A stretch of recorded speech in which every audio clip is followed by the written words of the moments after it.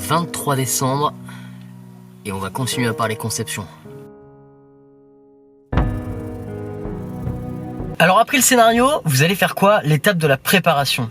Donc toujours dans la suite des vlogs sur la conception, on se trouve dans la voiture actuellement parce que malheureusement, comme vous avez peut-être pu le remarquer, aujourd'hui c'est le réveillon de Noël, c'est le jour de Noël, enfin c'est le début des fêtes et j'ai pas du tout eu le temps de tourner des plans jolis, du coup il y en aura demain, mais là aujourd'hui ça sera de la voiture. Alors du coup sur la préparation, ce qui est important quand vous allez finir votre scénario, que vous allez pouvoir tourner votre film, il faut préparer votre tournage. Pour préparer votre tournage c'est simple. Tout d'abord, il vous faut trouver des comédiens. Alors pour trouver les comédiens, il n'y a pas 50 000 façons de le faire. Soit vous utilisez vos potes et dans ce cas-là, le résultat sera sûrement moins bon parce que c'est un vrai métier et que c'est pas vos potes qui vont être des vrais comédiens.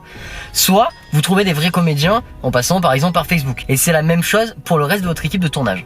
Pour trouver une équipe de tournage, c'est simple, il suffit aussi de voir quel degré votre film demande en termes de technique. Est-ce que vous avez déjà le matériel ou est-ce que on l'a pas encore? Donc pour ça, il vous faut utiliser en fonction de vos besoins, votre budget, vos moyens et ce que vous pouvez faire.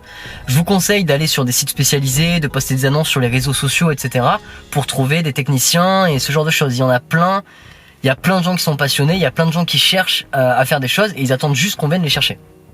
Une fois que vous avez trouvé votre équipe et que vous avez déterminé vos besoins, donc si par exemple vous avez besoin d'un ingénieur du son, un cadreur, un monteur, un mixeur, si vous faites pas tout vous-même, enfin ça dépendra. Ça dépend aussi également des besoins de votre scénario, donc on revient à la corrélation entre le scénario et la préparation.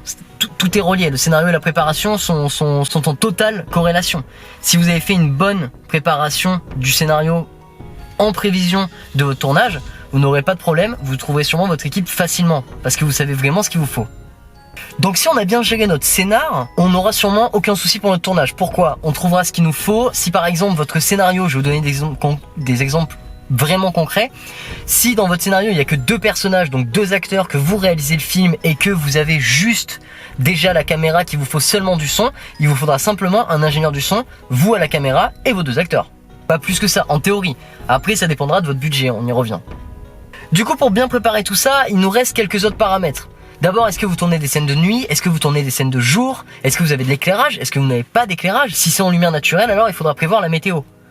Parce que si vous vous retrouvez à tourner dehors le jour de votre tournage, votre seul jour de tournage, à tourner sous la pluie, alors que vous avez une scène qui est pas du tout raccord avec la pluie, vous serez dans la merde. Donc pour prévoir la météo, il existe plein d'applications, vous pouvez aller voir sur Google, il y a plein de possibilités pour prévoir votre météo. Le mieux c'est quand même de bien regarder à l'avance et de vérifier chaque jour. Ensuite derrière, il faut prévoir au niveau de votre matériel. Il faut des batteries de rechange, des cartes mémoire de rechange. En fait, il faut toutes les choses qui permettent de faire du plus quoi, tout simplement. Parce que si le jour de votre tournage, il vous manque des cartes mémoire et des batteries, ça sera vraiment pas cool. Également, au niveau des micros, si vous pensez que vous allez prendre le son directement sur la prise jack de votre caméra, alors dans ce cas-là, vous n'avez pas trop besoin de vous prendre la tête. En revanche, si vous prenez le son avec un enregistreur externe, pensez bien à effectuer des claps pour synchroniser votre son et votre image. Après, il y a plein de moyens de le faire en post-production, mais on y reviendra. Vous pouvez peut-être également avoir un script, c'est encore plus simple, mais bon, on va dire qu'on a vraiment zéro moyen, quoi. Baby tournage, quoi. Nous, sur nos projets, dans l'idée, c'est qu'on soit le moins possible pour être le plus efficace possible. Parce qu'on n'a pas les compétences pour travailler à beaucoup. Donc du coup, vu qu'on n'est pas nombreux, on peut aller vite, en fait. Et moi, personnellement, c'est ce que je recherche le plus. Aller vite. Faut que ça aille vite. Très vite.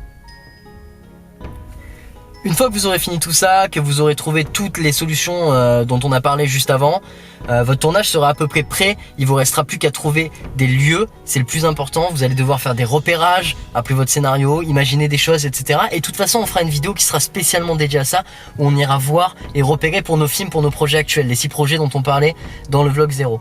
Donc du coup, je vais vous laisser sur ça pour aujourd'hui parce que finalement, je vais revenir sur la préparation dans un autre vlog qui sera beaucoup plus complet. Et que là, au final, c'est un peu short niveau time avec les fêtes, etc. J'ai eu pas mal de difficultés à tourner tout ce que je voulais. Je vous souhaite à tous de très bonnes préparations de fêtes et on se retrouve demain pour un autre vlog qui sera cette fois-ci consacré à l'étape 3 et peut-être 4 en même temps, le tournage et la post-prod. Passez une très bonne soirée, bonne fête à vous et à demain.